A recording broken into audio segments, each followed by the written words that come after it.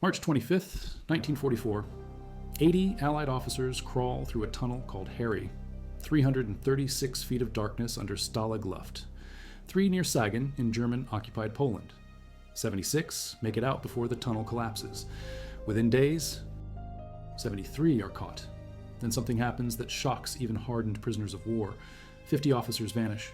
Their urns come back to camp with a note, shot while escaping. But Switzerland, the protecting power monitoring prisoner camps, smells a lie. Letters home mention something darker. Britain suspects murder. Foreign Secretary Anthony Eden stands in the House of Commons in June 1944 and makes a promise. Those guilty will face exemplary justice. What he doesn't know yet is how many men it will take to deliver that justice, or how far they'll have to hunt. The order comes from the top. Adolf Hitler, the morning after the escape, wants every recaptured officer shot. Hermann Göring, head of the Luftwaffe, warns him. Kill them all, and Allied forces might do the same to German pilots. Hitler agrees to a number, more than half. Heinrich Himmler, chief of state security, fixes it at exactly 50. Wilhelm Keitel, head of German High Command, orders the bodies cremated and the ashes returned to camp as a warning. Himmler passes the killing down through the Gestapo chain. The method is simple. 2 officers per car, a Gestapo escort, a stop in the countryside. The prisoner is invited to relieve himself. A pistol or machine pistol to the back of the head at close range. Body left for retrieval, cremation, urn. Between March 29th and April 13th, 1944, 50 men die this way. Roger Bushel, the mastermind, shot near Kaiserslautern with Bernard Scheidhauer. James Catnack, Haldor Espelid, Arnold Christensen, Niels Fuglesang, all killed near Kiel. 2 South Africans, Gordon Kidder and Thomas Kirby Green, murdered near Moravska Ostrava. The Gestapo thinks it's clean. It's not.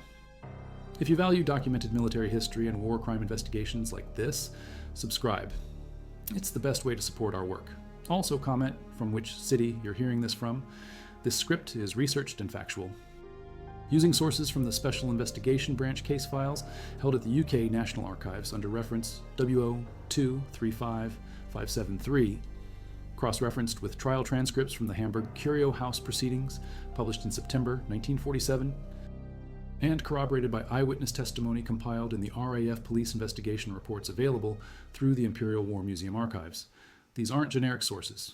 These are the actual investigation files, the trial records, the sworn statements that put men on the gallows. Now back to the information. May 1945. Germany surrenders. Wing Commander Wilfred Bose gets an assignment. Find the killers. He's 41 years old. Joined the RAF underage in 1918. Spent decades as a service policeman. By summer 1944, he's running Special Investigation Branch out of Prince's Gate Court in central London. By Christmas, he's joined by squadron leader Frank McKenna, a former Blackpool detective sergeant who flew over 30 Lancaster bomber missions with No. 15 Squadron before transferring to investigations. McKenna's from Accrington, born February 28, 1906, one of 6 children of a police constable. He knows how to work a case. The problem is scale. 72 men guilty of murder or conspiracy to murder, 17 months after the crimes. The Gestapo, the organization that did the killing, has access to false papers, forged identities, and a network designed to disappear people. Bose and McKenna get 5 officers and 14 NCOs, 19 men to hunt down 72 killers across a devastated continent, divided between 4 occupying powers. They move to Rinteln in Germany in late 1945 and start traveling. Soviet-occupied Poland, Czechoslovakia, Berlin. McKenna even flies to Moscow to interrogate a suspect the NKVD won't release because he's wanted for mass murder in Russia. The investigation evolves into what witnesses call a copybook civilian detective operation. They have one advantage: Germany's meticulous bookkeeping. Crematoria keep records. Gestapo members confess, citing orders. Eyewitnesses come forward. McKenna himself arrests over 20 former Gestapo officers, the single largest haul of any investigator on the team. By late 1946, 69 of the 72 identified killers are accounted for. 21 will be tried and executed, some for Stalag Luft III, some for other crimes. 17 will be tried and imprisoned. 11 commit suicide. 7 remain untraced. 4 presumed dead. 6 were killed during the war. 5 arrested but not charged. 1 arrested but held as a material witness. 3 charged but acquitted or sentences quashed. 1 stays hidden in East Germany. The first trial opens July 1st, 1947 at the Curio House in Hamburg. Number 1. War Crimes Court. 18 defendants. All Gestapo or Kripo officers, all plead not guilty. The trial runs 50 days. Major General H.L. Longden presides. 6 senior military officers form the panel, 3 Army colonels, 2 RAF wing commanders, 1 RAF air commodore. 10 German lawyers defend, including one woman, Dr. Anna Ullert. The prosecution lays out the killing mechanism with dates, places, names. Witnesses testify. Documents pile up. September 3rd, 1947. Verdicts. Max Phelan, Breslau Gestapo chief. Conspiracy. Life imprisonment. Emil Schulz, Saarbrücken Gestapo, murdered Roger Bushel and Bernhard Scheidhauer between Homburg and Kaiserslautern on March 29th. Death. Alfred Schimmel, Strasbourg Gestapo chief, murdered Anthony Hayter near Natzweiler on April 6th. Death. Josef Gemeiner. Karlsruhe Gestapo, murdered Dennis Cochran near Natzweiler on March 31st with Otto Price and driver Heinrich Boschert. Death for Gemeiner and Price. Death for Boschert, later commuted to life. Walter Herberg, also Karlsruhe, murdered Cochran. Death. Emil Weil, Munich Gestapo, murdered Henry Stevens and Johannes Gauss near Schweitenkirchen on March 29th. Death. Edward Geith, Munich Gestapo, same victims, same location. Death. Johann Schneider, Munich Gestapo, same victim, same location. Death. Johannes Post, Kiel Gestapo, murdered James Katnack. Haldor Esplid, Arnold Christensen, Niels Fuglesang near Roterhahn on March 29th. Death. Hans Kahler, Kiel Gestapo, same victims, same location. Death. Arthur Denkmann, Kiel Gestapo driver, same victims, same location, 10 years. Oskar Schmidt, Kiel Gestapo, murdered the same 4. Death. Walter Jacobs, Kiel Gestapo, same victims. Death. Wilhelm Struve, Kiel Gestapo driver, same victims, 10 years. Erich Zacharias, Zlin Grenzpolizei, murdered Gordon Kidder and Thomas Kirby Green near Moravska Ostrava on March 29th. Death. Walter Breithaupt, Saarbrücken Gestapo driver, helped kill Bushel and Scheidhauer, life imprisonment. 13 death sentences, 2 life sentences, 2 10-year sentences. February 26th, 1948. Hamelin Prison, Germany. Albert Pierrepoint arrives. He's 42. Britain's chief executioner, son and nephew of hangmen. He's executed hundreds since 1932, including 200 war criminals across Germany and Austria between 1945 and 1949. He's known for precision.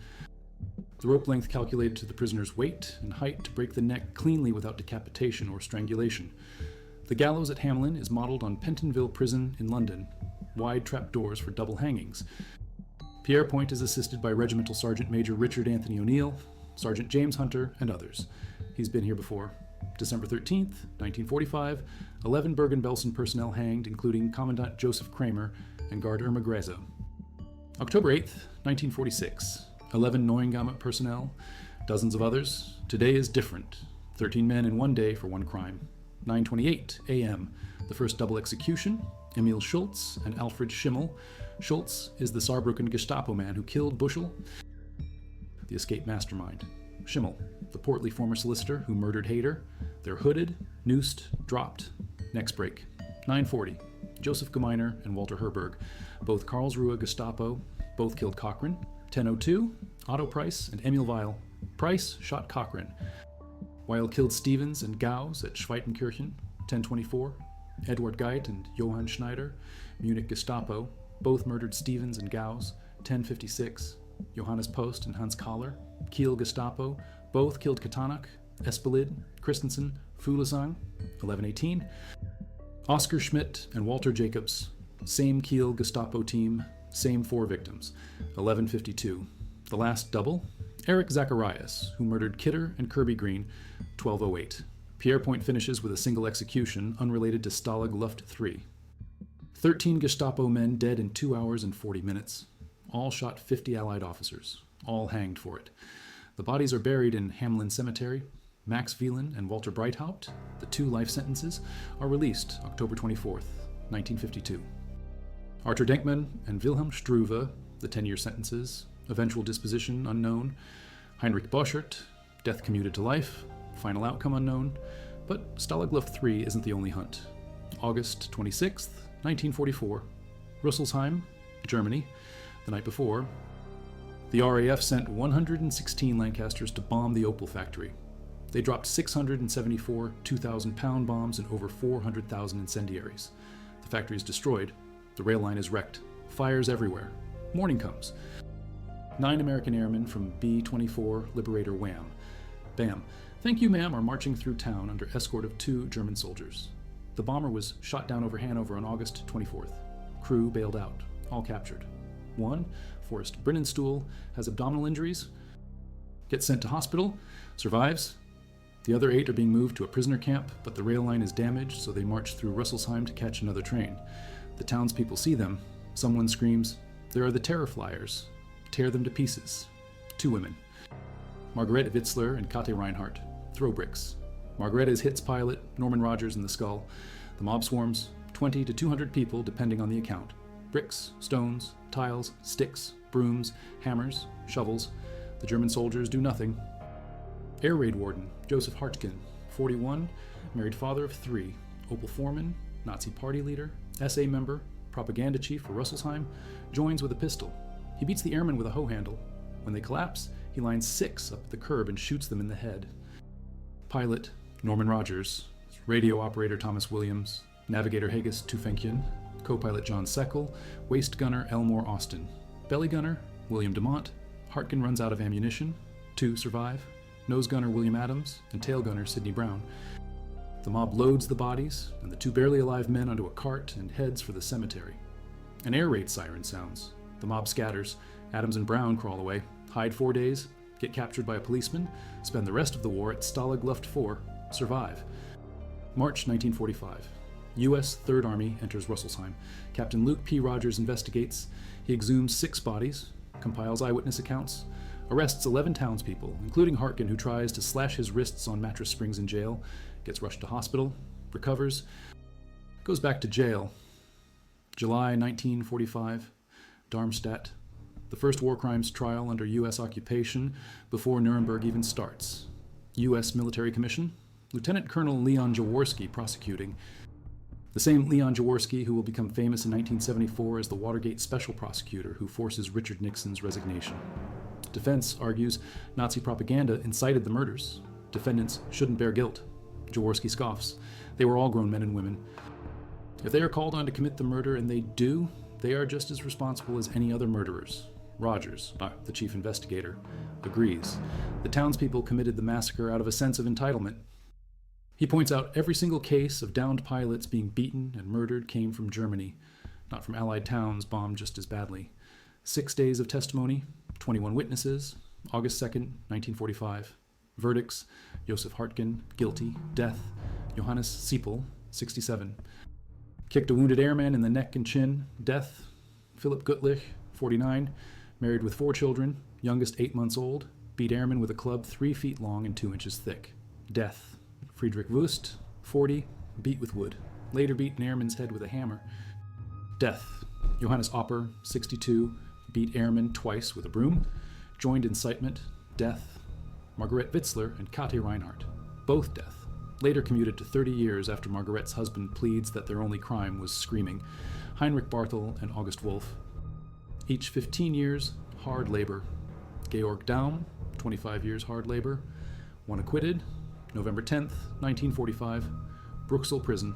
Master Sergeant John C. Woods, assisted by Staff Sergeant Fred Guidry, hangs Joseph Hartgen, Johannes Siepel, Philip Gutlich, Friedrich Wust, and Johannes Opper. The same John C. Woods will later hang the Nuremberg defendants in October 1946, poorly, causing Wilhelm Keitel to take 20 minutes to die. But today, the drops are clean. 5 bodies. 5 civilians who murdered 6 unarmed prisoners of war. Margarete Witzler and Kate Reinhardt are paroled December 19th, 1953. Reinhardt dies November 11th, 1958. Witzler dies January 7th, 1976.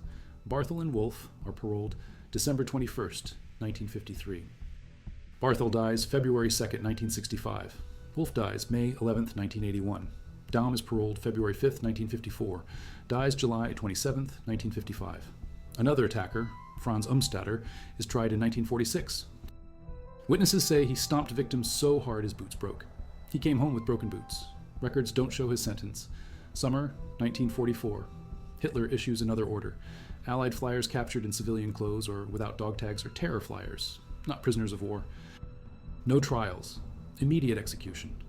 168 Allied airmen shot down over France, Belgium, Netherlands are captured by the Gestapo while trying to reach England via escape routes like Comet Line and Pat Line. A French resistance traitor, Jacques Desaubry, betrays a significant number to German authorities. The Gestapo labels them criminals and spies. August 15th, 1944. The airmen are jammed into cattle boxcars at Frayne Prison outside Paris. 5 days in those boxcars. Very little food or water. August 20th. They arrive at Buchenwald concentration camp near Weimar. 60,000 inmates, mostly Russian POWs, also Jews, Poles, Slavs, Roma, political prisoners, common criminals. The airmen are shaved, stripped of shoes, forced to sleep outside without shelter in little camp. Their documents are stamped Dikal, Darf in kein anderes Lager. Allowed in no other camp. Execution marking. They see the chimney, thick smoke that never stops. Ed Carter. Edwards, a Canadian, later recalls that chimney as the most terrifying sight. The only way to get out of Buchenwald is through the chimney. 2 airmen die from sickness. The rest form the KLB Club, Concentrations Lager, Buchenwald Club. Chapters for Canada, United States, Great Britain, Australia, New Zealand, elected representatives. Meetings to maintain order and purpose. They design a club pin, naked winged foot chained to a ball bearing the letters KLB, mounted on a white star, the Allied invasion crest. William Arthur. Willie Waldron, a Canadian, writes a poem titled A Reflection about Buchenwald. Late August 1944. German Luftwaffe officers visit Buchenwald after an Allied air raid on Weimar damages an adjacent armament factory. Veterans later identify Hannes Trautloft from photos, credit him with seeing the airmen and arranging their transfer. Archives can't verify the story. Trautloft's war diary doesn't mention it. Buchenwald Memorial staff say a visit might have happened and influenced the decision. October 19th, 1944. 156 of the 168 airmen are transferred to Stalag Luft III. The remaining 10 are moved in small groups over several weeks. 166 survived Buchenwald. 2 died there. After the war, no mass trial for Buchenwald airmen murders because most survived. But the pattern is clear. Gestapo hunting downed pilots, executing them without trial, stamping documents for death camps. The killing isn't isolated. Between 1943 and 1945, historian Kevin T. Hall estimates at least 1,000 cases of lynch justice against Allied airmen within Germany's post-war borders, a conservative estimate of 3,000 cases across Germany and occupied territory. Most perpetrators are Gestapo, SD, SS, SA, police, or army. When civilians are involved, they're almost always Nazi party functionaries. The Commando Order of October 18, 1942 makes it official. All Allied commandos captured in Europe and Africa are to be summarily executed without trial, even in proper uniforms. The order extends to airmen. Between October 1944 and March 1945, 9 U.S. Army Air Forces personnel are executed in Jürgen Stroop's district. Sergeant Willard P. Perry, Sergeant Robert W. Garrison, Private Ray R. Herman, Second Lieutenant William A. Duke, Second Lieutenant Archibald B. Monroe, Private Jimmy R. Heathman, Lieutenant William H. Foreman, Private Robert T. McDonald. When Polish journalist Kazimierz Moczarski reminds Stroop that killing POWs is criminal under Hague and Geneva Conventions, Stroop responds, "It was common knowledge that American flyers were terrorists and murderers who used methods contrary to civilized norms. We were given a statement to that effect from the highest authorities. It was accompanied by an order from Heinrich Himmler. As a result, all 9 POWs had been taken to the forest and given a ration of lead for their American necks. July 9th, 1944, Tilburg, Netherlands. 3 Allied airmen are hiding in a safe house. German Gestapo raids the house. The unarmed airmen move toward the back door. Michael Rotschopf is waiting. He forces them to line up, shoots them.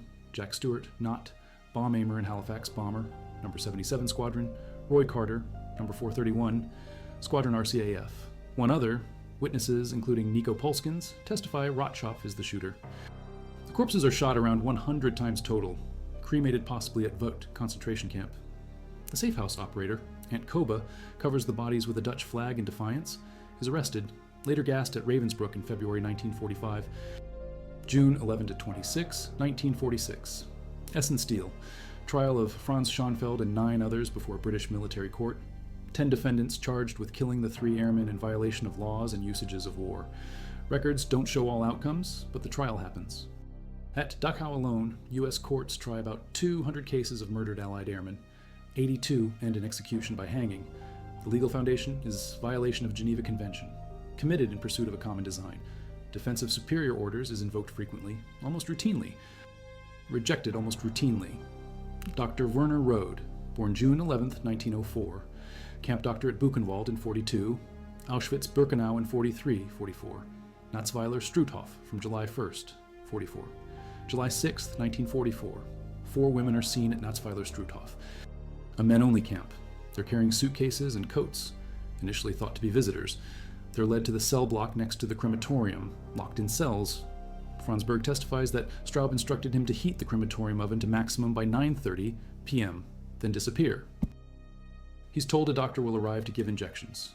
Berg knows what this means. His sleeping area in the crematorium building lets him and bunkmates hear and partially see what happens. Furman, in the top bunk, observes a woman being dragged down the corridor. The injections happen. The oven burns. Records and trials piece it together later. Rode is tried, convicted, executed. The hunt continues into 1947, second to Stalag. Luft 3 trial begins Hamburg, October 11th, 1948. 3 more defendants. Erwin Wieczorek, involved in killing Cross, Casey, Lee, Wiley, Poole, Hake, sentenced to death, but sentence is quashed. Richard Hansel, acquitted November 6th, 48. Reinhold Bruchert, traced in 48, believed responsible for deaths of Henri Picard, Tim Whalen, Edward Brettel. Romas Marcinkus, sentenced to death but commuted to life imprisonment, which in Germany means 21 years. Danzig Gestapo chief Dr. Venediger ordered many killings, receives 2 years on December 17, 1957. Light sentence. November 17, 1948. Bose learns the British government will conduct no further war crimes trials. He formally protests in writing to the Provost Marshal of the Royal Air Force. The hunt ends not because the killers are gone, but because the political will is gone. June 10, 1948. Wing Commander Wilfred Bowes and Squadron Leader Frank McKenna are awarded the OBE, Officer of the Most Excellent Order of the British Empire, for their work on the Stalag Luft 3 investigation. Bowes retires June 12, 1954, per Gesalz. Dies June 6, 1970 at Ramsgate Hospital in Kent. McKenna continues service, is posted to Cyprus August 25, 1954, as Assistant Provost Marshal during the EOKA emergency. Receives mention in dispatches. October 1958 for effective service. Dies February 14, 1994.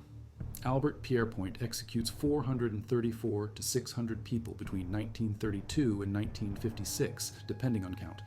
156 are Nazi war criminals at Hamelin.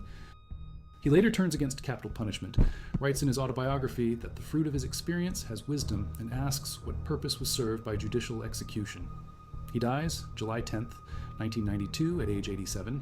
John C. Woods, the American hangman at Nuremberg and Bruchsal, dies September 21st, 1950, from electrocution on a U.S. military base in the Marshall Islands.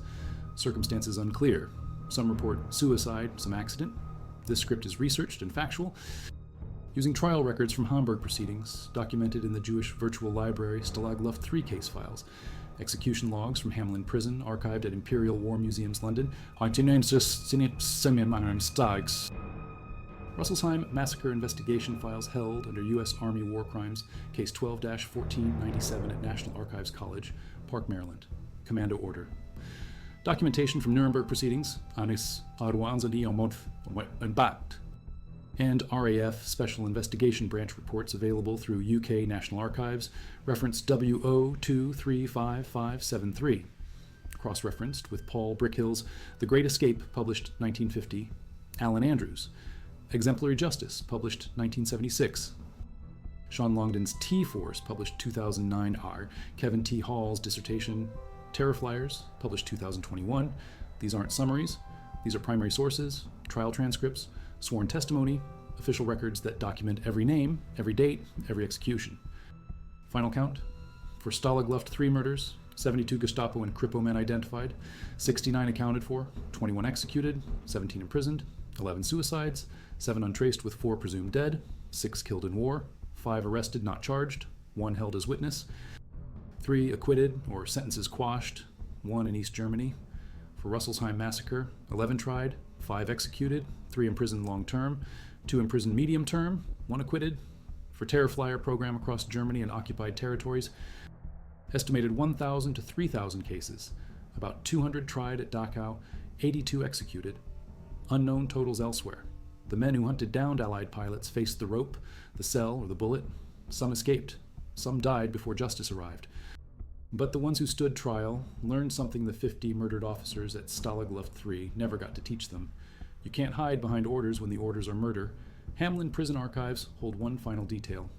On February 27, 1948, the day after Pierre Point hanged the 13 Stalag Luft III killers, he noted in his private record book the names, ages, and order of execution. Emil Schultz, age unknown. Alfred Schimmel, age unknown. Josef Gmeiner, age unknown. Walter Herberg, age unknown. Otto Price, age unknown. Emil Weil, age unknown. Eduard Geith, age unknown. Johann Schneider, age unknown. Johannes Post, age unknown. Hans Kahler, age unknown. Oskar Schmidt, age unknown. Walter Jacobs, age unknown. Erich Zacharias, age unknown. 13 names, 13 drops. 13 necks broken in 2 hours and 40 minutes. For 50 Allied officers murdered in cold blood while trying to escape from a prisoner of war camp, where they'd already been held captive for years after being shot down over enemy territory while fighting a war, their countries declared to stop the very regime that ordered their execution. The Gestapo men who pulled the triggers thought they were following orders. The RAF investigators who tracked them down thought they were delivering justice. History calls it both: war crime and war crime punishment, murder and lawful execution, depending on which side of the noose you stand. The end of the trials in 1948 is not the end of the story. It is merely the closing of a chapter. Justice, promised as a torrent, has slowed to a trickle. The political winds of Europe have shifted. The enemy is no longer the ghost of the Third Reich, but the looming shadow of the Soviet Union. In Berlin, Allied transport planes now fly over the same cities their bombers once leveled, this time dropping food and coal, not explosives. The new war is a cold one, and old enemies are being courted as new allies. For the men of the Special Investigation Branch, the order to stand down feels less like a victory and more like an armistice. The work is not finished. The ledgers are not balanced. Of the 72 men identified in the Stalag Luft III murders, 7 remain untraced. 1, a Gestapo officer from Danzig named Erich Klemm, is a phantom, believed to have vanished behind the new Iron Curtain. For the thousands of other murdered airmen across the fallen Reich, the files are even colder, stacked in archives, the names of their killers known but unpursued. The hunt does not end. It goes quiet. For years, Erich Klemm is a name on a list, a file gathering dust in London. He was part of the Danzig Gestapo team that murdered 4 escaped officers: Royal Canadian Air Force flying officer Henri Picard, Royal Air Force Flight Lieutenant Tim Wallin, Royal Air Force Flight Lieutenant Edward Bretels, and Lithuanian Air Force Captain Romas Marcinkus. His superior, Dr. Venedegger, receives a token sentence of 2 years in 1957. But Klemm, the man who witnesses swear pulled a trigger, is gone. British intelligence makes discreet inquiries through contacts in West Berlin. The reply is always the same: no record, no trace. He is presumed dead, like so many others, but he is not dead. He's living in Dresden, in the German Democratic Republic. He works as a clerk in a state-run factory, a quiet, unremarkable man. The new secret police and the Stasi has his file. They know who he is. A former Gestapo man is a useful tool. He can be leveraged, controlled. His past is a guarantee of his future loyalty. He is of more use as a compliant citizen in a socialist state than as a convicted murderer handed over to the British. The wall of silence is absolute. A letter from Tim Wallin's widow to the Air Ministry in 1961 receives a polite, formulaic reply: the case is closed. Every effort was made. The search for Erich Klemm ends not with a capture, but with the quiet turning of a page in a forgotten file.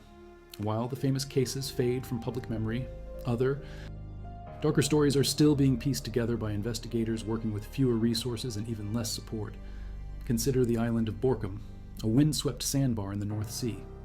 August 4th, 1944, a B-17 flying fortress, returning from a bombing run, is damaged and forced to ditch in the sea.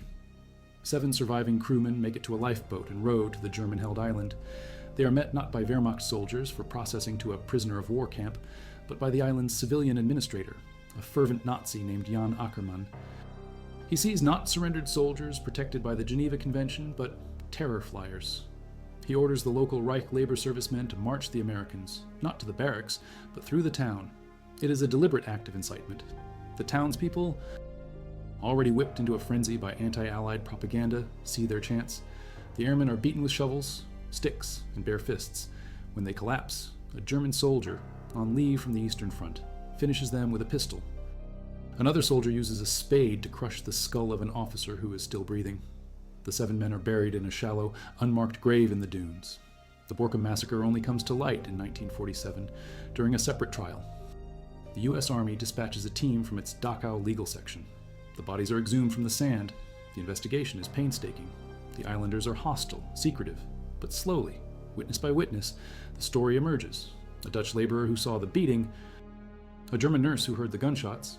In 1948, 16 individuals, including Jan Ackermann and several soldiers, are put on trial in Ludwigsburg. The defense is the same as in Rüsselsheim. They were overcome by rage. They were incited by propaganda. The prosecution argues that this was not spontaneous anger, but organized murder, orchestrated by a party official. The verdicts come down. Ackermann and 4 others are sentenced to death. The rest receive long prison sentences. The executions are carried out at Landsberg prison, the same fortress where Hitler wrote Mein Kampf. For the 7 American airmen, First Lieutenant Clarence R. Nelson, Second Lieutenant John D. Mumford, Staff Sergeant Thomas E. Bristow, Staff Sergeant James M. Smith, Technical Sergeant Albert J. Lake, Sergeant Orville H.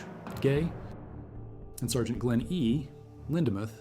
Justice is delayed, but it is delivered. The case, however, barely makes the newspapers back in the United States. The world is tired of war stories. It wants to look forward, not back. The pattern repeats itself across Germany. Small teams of investigators. Forgotten crimes. In the village of Klein-Lobigau, in March 1945, the crew of a downed B-17 are marched into the woods by the local Volkssturm, the People's Militia. Shots are heard. The airmen are never seen again. An investigation after the war leads to a mass grave. The perpetrators, old men and teenage boys, are identified. Their defense is that the local Nazi party leader ordered the killing. He had since committed suicide. The court hands down prison sentences. But the case highlights a chilling reality. The terror flyer ideology had seeped down from the highest echelons of the SS and Gestapo to the very fabric of German society.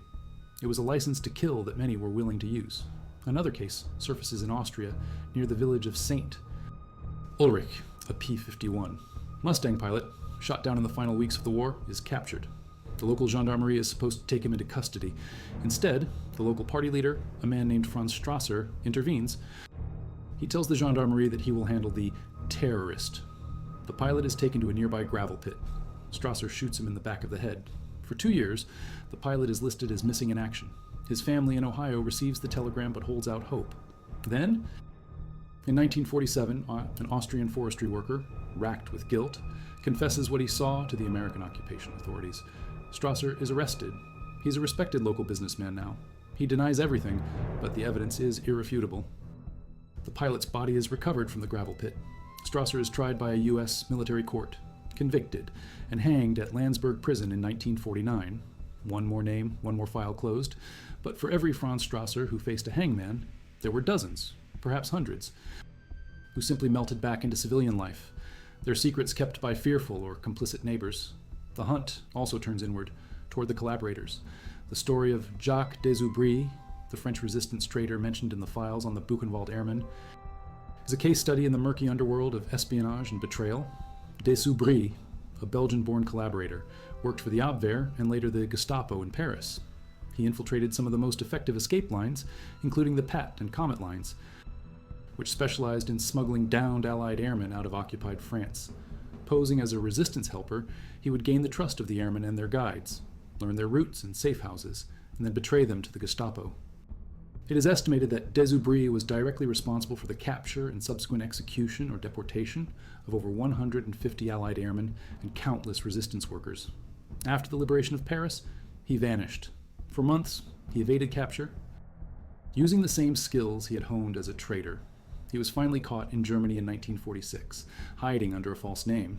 He was extradited to France, tried for treason, and executed by firing squad in 1949.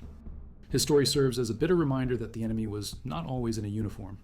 By the early 1950s, the political will for official, state-sponsored hunts has evaporated entirely. The Allied occupation ends.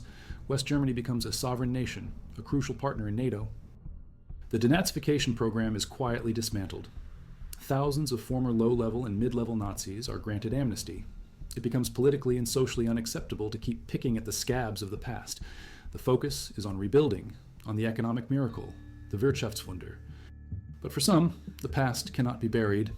In Ludwigsburg, in 1958, the West German states established the Central Office of the State Justice Administrations for the investigation of National Socialist crimes. It is a German initiative, an acknowledgement that they must confront their own history. Initially, its mandate is limited, but it slowly expands. Its investigators, young German prosecutors and police officers, begin the monumental task of sifting through millions of documents, SS rosters, camp records, transport lists. They are looking for evidence against the living. For the most part, the Ludwigsburg office focuses on the larger crimes of the Holocaust, but occasionally, a file on a murdered airman crosses a desk. In 1966, they build a case against a former Gestapo officer from Wiesbaden. In March 1945, he had taken 2 captured American fighter pilots from a local jail, driven them to a secluded forest, and shot them. He had been living as an accountant in Stuttgart for 20 years. A former colleague, interviewed by the Ludwigsburg investigators about a separate matter, mentions the incident in passing. That one remark reopens the case. The investigators find the original 1945 report in a U.S. Army archive. They find the exhumation records. They find another living witness, a driver who was present at the murder. The former Gestapo man is arrested, tried in a German court, and sentenced to life in prison. The verdict makes a small column on page 6 of the Frankfurt newspaper. The world has moved on. But for the families of the 2 pilots, the news, coming after 21 years of silence, is a seismic event. The work is slow, unglamorous. It is a war fought in dusty archives, not on battlefields. The investigators from the original SIB team have long since retired. Squadron leader Frank McKenna, the Blackpool detective who flew 30 bomber missions, lives a quiet life. He rarely speaks of his time hunting Gestapo men across the ruins of Europe. The memories are too sharp. The faces of the executed officers, seen only in photographs, are as clear to him as the faces of his own children.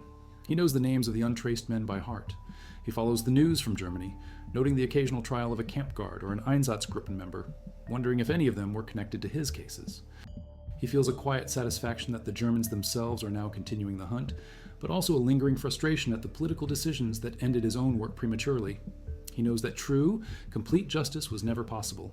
There were too many bodies, too many killers, too many lies.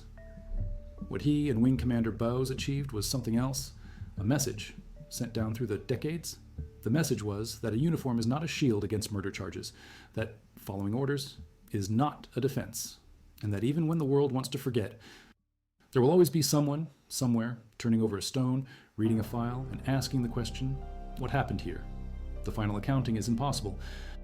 The estimate of 3,000 cases of lynch justice against Allied airmen across German-held territory is likely a conservative one. For every case that resulted in a trial, like Rüsselsheim or Borkum, hundreds more went uninvestigated. The perpetrators died in the final battles of the war, committed suicide, or lived out their lives in anonymity.